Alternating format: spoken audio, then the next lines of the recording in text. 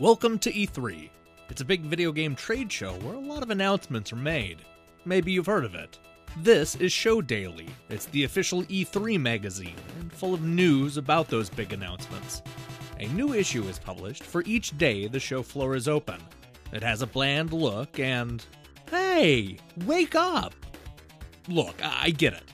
There's nothing worse than talking about a trade magazine that will be obsolete in 24 hours.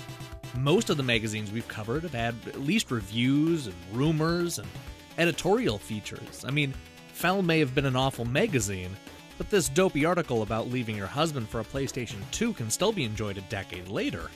Show Daily, on the other hand, is more of a newspaper, so its pages are filled with boring announcements that you may have missed.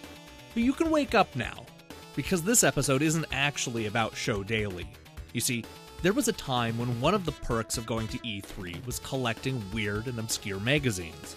Between the publishers buying their own booths, and special areas set up specifically to hand out periodicals from around the world, magazines flowed like water at E3.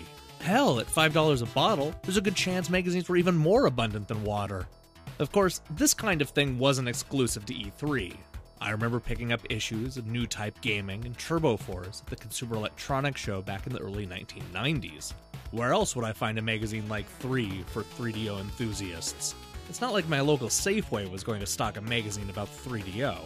So for a fan of games journalism, I use trade shows as a way to find and collect magazines. Sometimes this is a good thing. Next Generation made a splash by debuting a limited edition cover that could only be found at E3. There was also a dark side to collecting magazines at conventions. For one thing, there were a bunch of questionable publications that had no right being at a video game trade show. I'm talking about CI6 AutoStyle and BPM. All this did was weigh down my already heavy bag.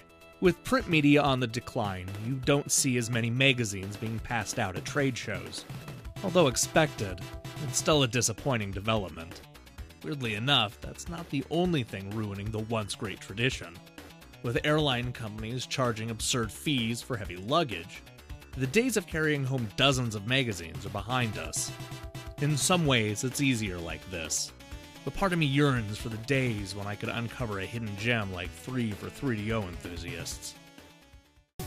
Hey, don't leave now! We're going to be talking about different magazines every single day between now and Christmas. That's 29 episodes looking back at classic game magazines. So don't forget to subscribe and check out those other videos. See you tomorrow!